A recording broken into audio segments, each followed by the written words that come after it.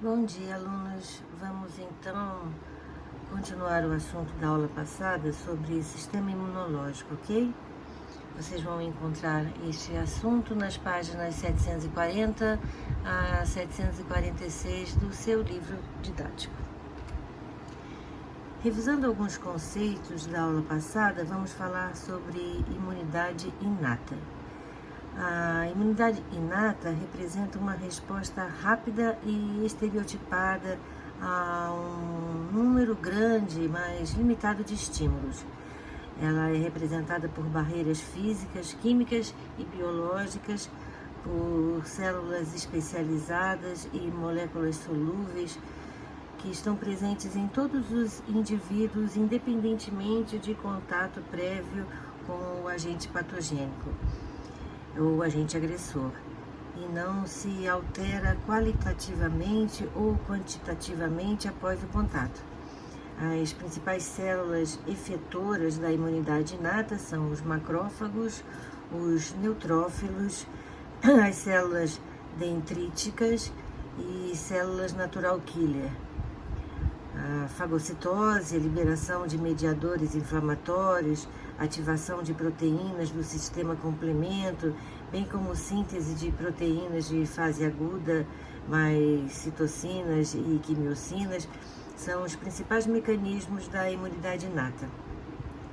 Esses mecanismos são ativados por estímulos específicos. A fagocitose tem início pela ligação dos receptores de superfície do fagócito ao patógeno, o qual então é internalizado em vesículas denominadas fagossomos. No interior do fagócito, o fagossomo funde-se a lisossomas, cujo conteúdo é liberado com a digestão. E que acontece a eliminação do patógeno. A primeira defesa do organismo a um dano tecidual é a resposta inflamatória, um processo biológico complexo que envolve componentes vasculares e uma diversidade de substâncias solúveis, além de apresentar como sinais característicos rubor, isso é vermelhidão, calor, um edema, isso é inchaço, pode ter dor e algum prejuízo funcional. Vamos falar sobre inflamação já, ok? São barreiras do nosso corpo, a epiderme, os diversos tipos de muco que produzimos, como por exemplo o catarro, também os nossos pelos, os nossos cílios, que protegem nossos olhos da poeira principalmente, a lágrima, que lubrifica o globo ocular e previne o ressecamento, a saliva, que protege a nossa boca, nossos dentes e língua e mucosa bucal.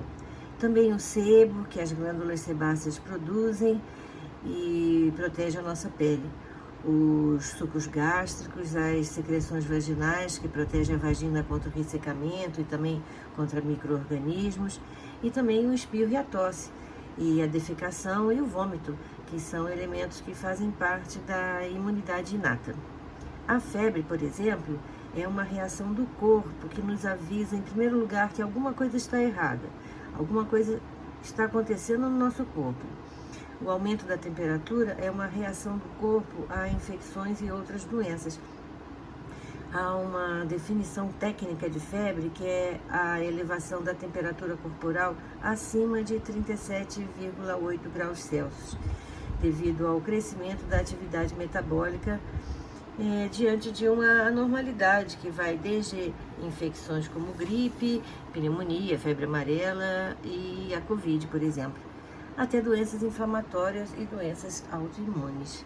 Ou seja, a febre é um possível sintoma de diferentes enfermidades. A nossa temperatura normal fica em torno de 36 graus Celsius e 37,5 graus Celsius, mais ou menos.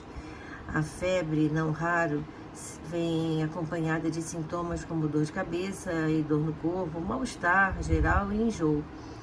O aumento da temperatura é uma consequência das reações do sistema imune.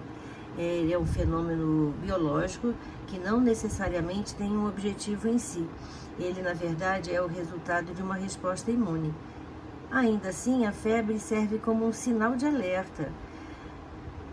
É a forma de se saber que estamos com febre e, com isso, sempre usar um termômetro, cuja ponta metálica deve ser colocada na axila do paciente. Ou também, no caso do termômetro digital, é emitido um sinal sonoro quando a medição está concluída, e isso acontece em alguns segundos. A história de se colocar a mão ou os lábios na testa do paciente não é tão eficaz quanto muitos imaginam, embora possa levantar suspeitas, claro, né?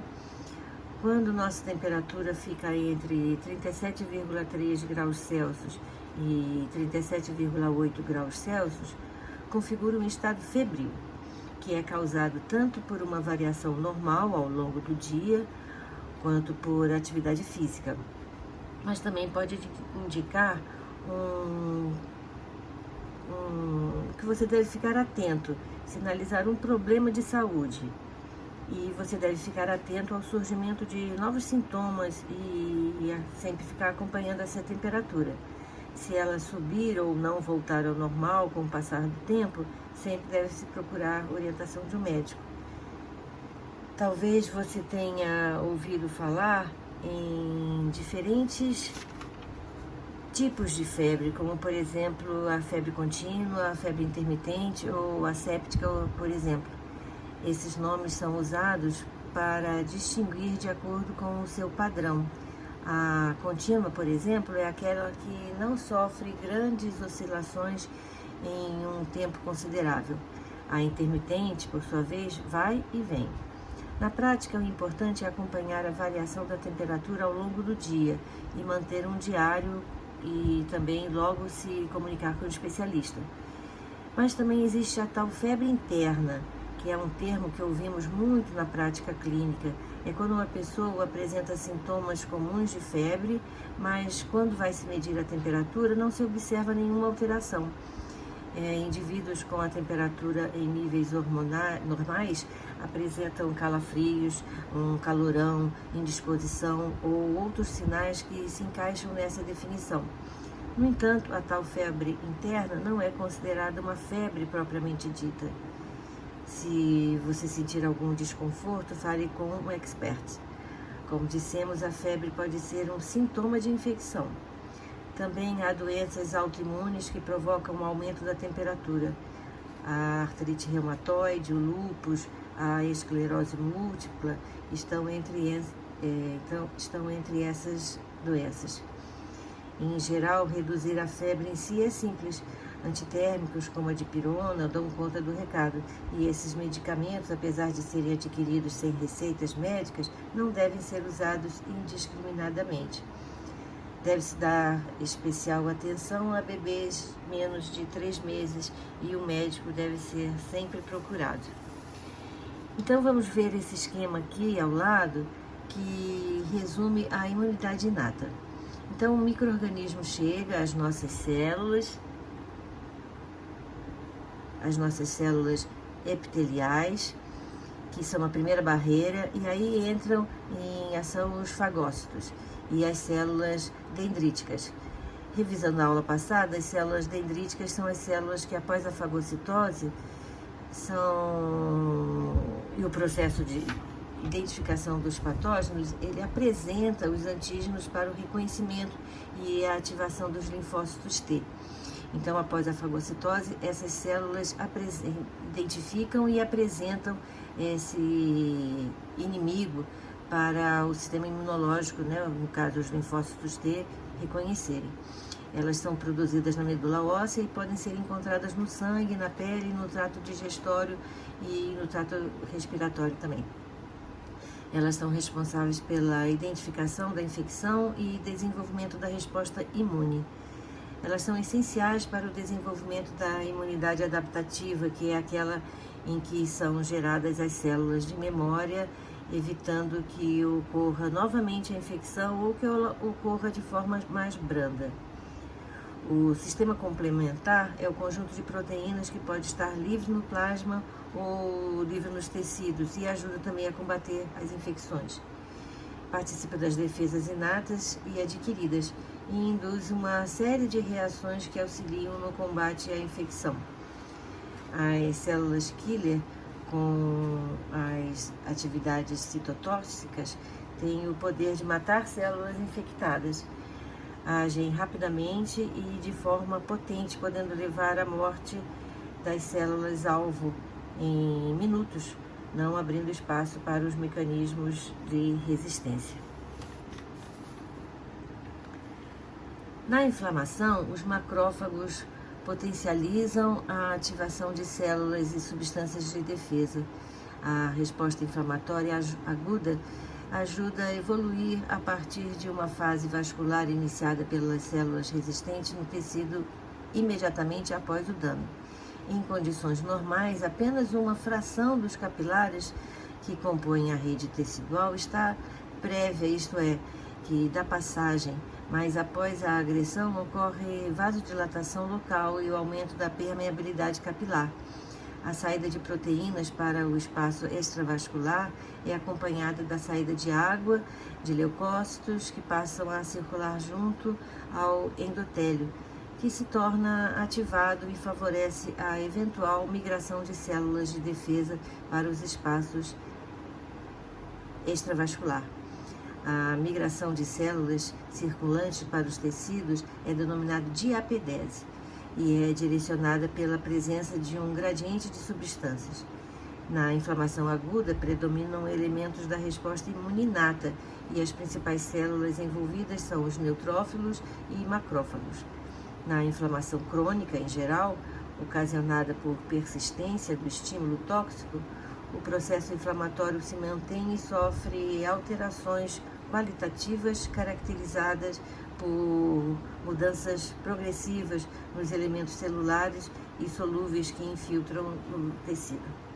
Em condições normais de fluxo sanguíneo, as células circulam no centro de vasos, onde há resistência e menor é a velocidade do fluxo maior. Quando há vasodilatação, a velocidade do fluxo sanguíneo diminui e as células circulantes colidem com frequência com as células endoteliais ativadas capazes de se ligar aos leucócitos.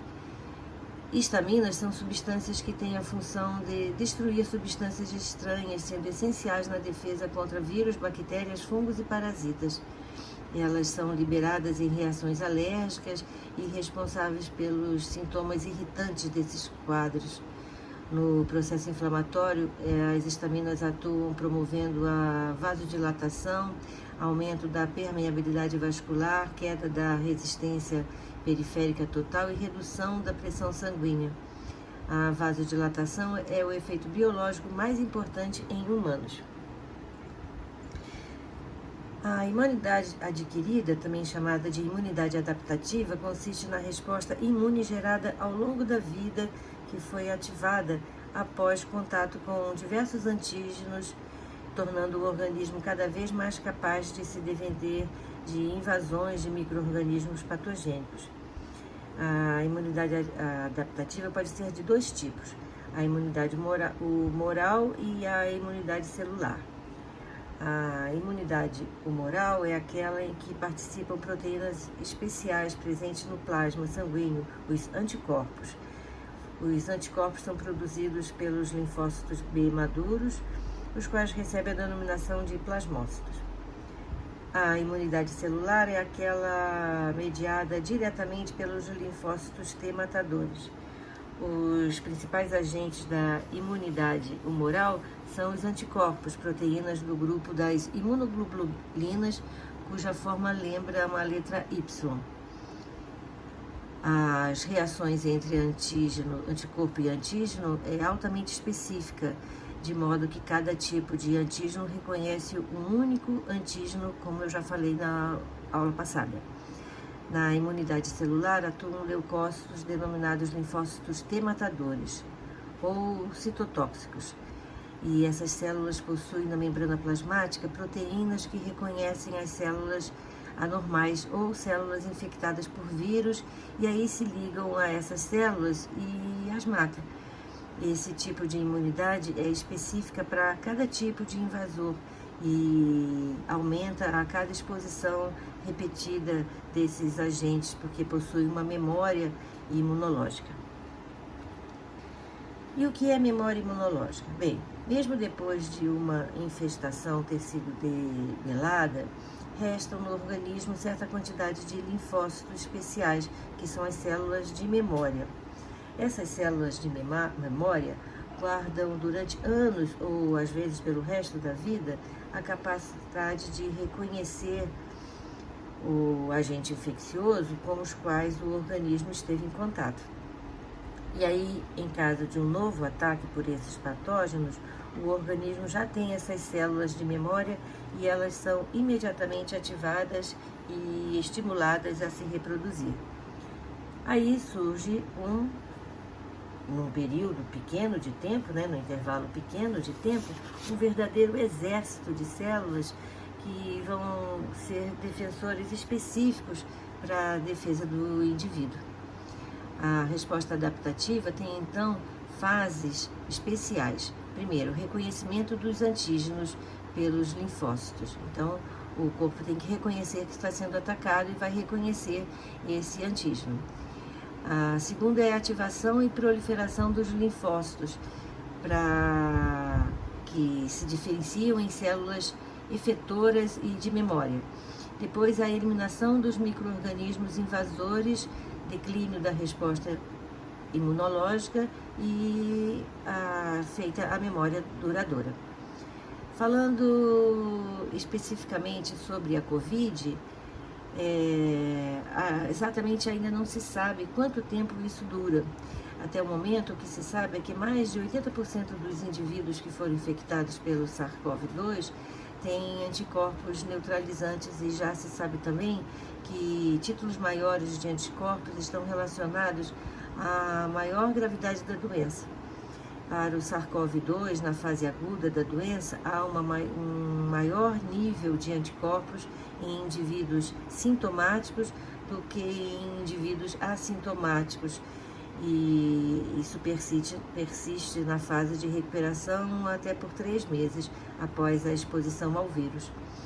Após esse período, ocorre uma diminuição dos níveis de anticorpos nesses indivíduos e cerca de 40% das pessoas assintomáticas apresentam uma negativação, não sendo possível mais detectar anticorpos pelos métodos atuais de testagem. Infelizmente, ainda se tem muitas dúvidas a esse respeito. Ainda é cedo para dizer quanto tempo dura a proteção contra o novo coronavírus, mas os cientistas estão cada vez mais perto de decifrar esse grande mistério.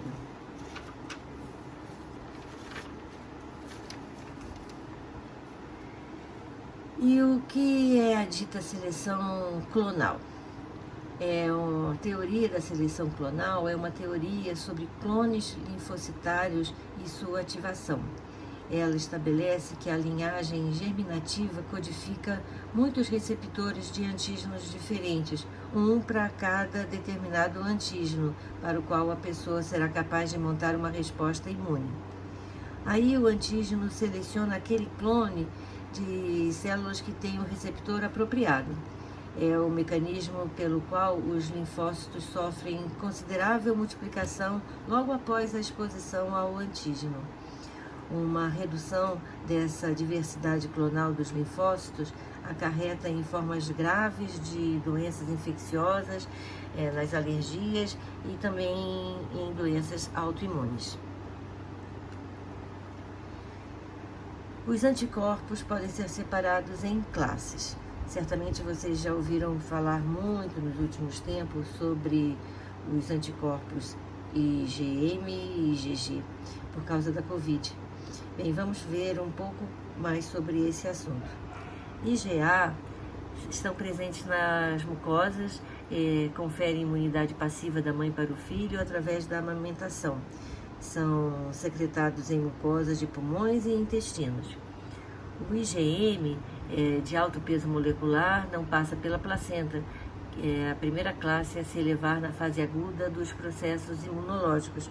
Eles ficam na superfície de células imunes e são menos específicos que os IgG e fazem a primeira linha da resposta imune. O IgG é uma imunoglobulina mais abundante no sangue e nos espaços extravasculares e atravessam as barreiras placentárias. Reconhecem e atacam o organismo como vírus e bactérias e são produzidos por anos. IgD co-expressa com o IgM na superfície dos linfócitos B maduro. Ficam nas membranas plasmáticas das células e servem de interruptores que ativam células imunes e também avisam o organismo sobre o perigo. IgE normalmente está relacionado à defesa contra verminoses e protozooses e também é um fenômeno, está relacionado a fenômenos alérgicos e reações anafiláticas. O IgE, então, é uma resposta a processos de alergia. Ativam a inflamação e ajudam na resposta contra parasitas, como alguns vermes. Vamos analisar este gráfico que relaciona as respostas primárias e secundárias. Então, quando uma pessoa é invadida por um agente patogênico, há a resposta do sistema imunológico. Nos dois tipos de resposta, há a produção de IgM e IgG. Porém, na resposta primária, o IgM é a principal e a produção de IgG é menor e mais tardia. Na resposta secundária, o IgG é a imunoglobulina predominante. A resposta primária é mais lenta e a secundária, pela presença das células de memória, é muito mais rápida e também mais eficiente. Na resposta secundária, a reação se dá de forma mais rápida e mais intensa, tanto para a formação de novos imunoglobulinas, como maior afinidade ao antígeno, quanto para o aparecimento de novos linfócitos T, e o antígeno será exterminado antes mesmo que apareçam os sintomas da doença que ele causa.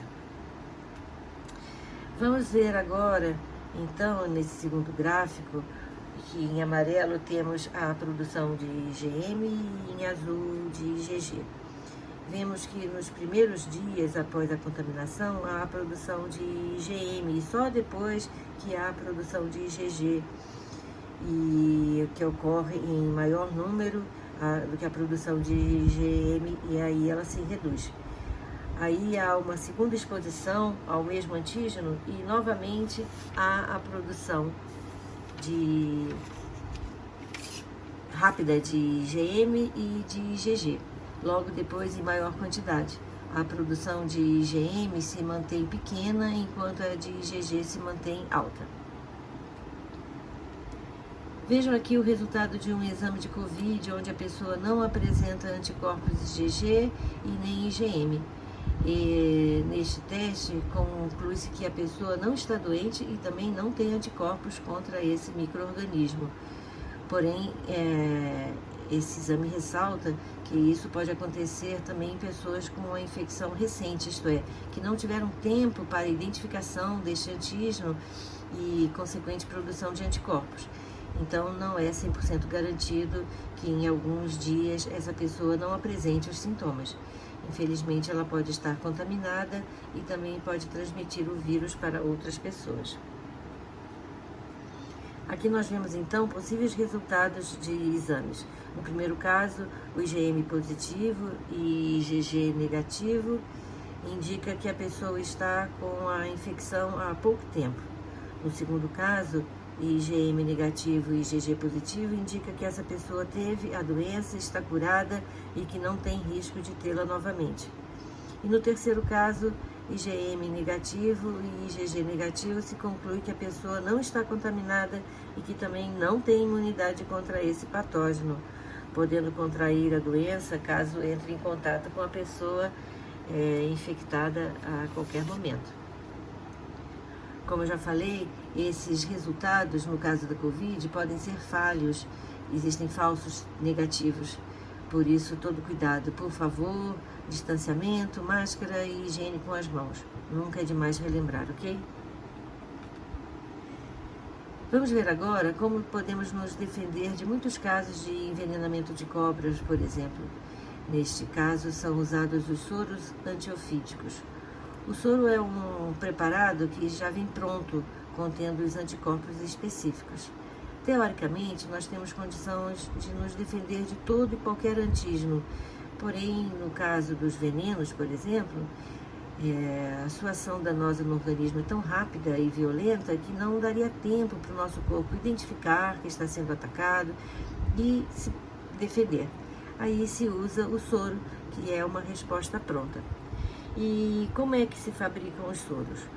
O soro é chamado uma imunização passiva, porque se pega, no caso de veneno de cobra, né, soro antiofídico, pega-se o veneno da cobra e é injetado no cavalo, na corrente sanguínea do cavalo, que ele vai produzir anticorpos, e aí é separado, os glóbulos vermelhos são separados do plasma, e os glóbulos vermelhos do cavalo são retirados, então pega-se o plasma e forma-se então o soro antiofídico. E ele é usado em tratamentos para acidentes com picadas de cobra. É lógico que existem vários tipos de cobra, então vários tipos de soros específicos. Mas existe também um soro polivalente, quando a pessoa não sabe dizer qual foi a cobra que responsável pelo acidente. Então se usa o soro, uma mistura de vários tipos de soros. Mas se a pessoa sabe qual foi a picada, qual foi a cobra que foi responsável pelo acidente, é muito melhor usar um soro específico, tá? E as vacinas? Bem, as vacinas são um tipo de imunização ativa, porque induzem o organismo a produzir a defesa. Elas podem ser feitas de várias formas. No caso da Covid, por exemplo, temos as vacinas que usam o vírus inativo, que é a forma mais antiga de fabricação de uma vacina. O vírus também pode estar atenuado, pode-se usar um vetor viral, como é o caso da vacina AstraZeneca, que eu tomei. Também pode-se usar partes do vírus, como no caso da Moderna e da Pfizer, onde se usa o material genético do vírus. Aí se injeta a vacina na corrente sanguínea da pessoa, que vai reconhecer esse patógeno e produzir os anticorpos específicos. Depois da vacinação, teoricamente, se o antígeno atacar essa pessoa, ela já terá um exército pronto para identificar e combater esse invasor. A primeira e única doença que foi totalmente exterminada da Terra foi a varíola. Com uma eficiente campanha de vacinação nos anos 60, mais ou menos, e também por causa das características do vírus, a varíola não existe mais no mundo. As características virais que contribuíram para isso foi que o vírus da varíola é de DNA, então ele é pouco mutável e ela só afeta seres humanos.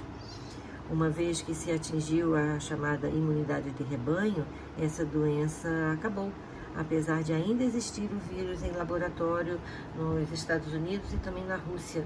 E ela é, então, uma constante ameaça de uma possível arma biológica contra a humanidade. Bem, alunos, esse assunto é bem extenso, né? E ainda vamos ouvir falar muito sobre ele nos próximos anos, quando nós vamos aprender a conviver com o SARS-CoV-2, infelizmente.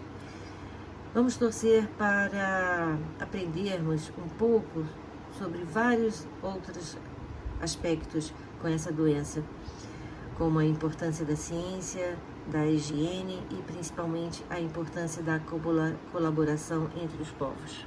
Até a próxima.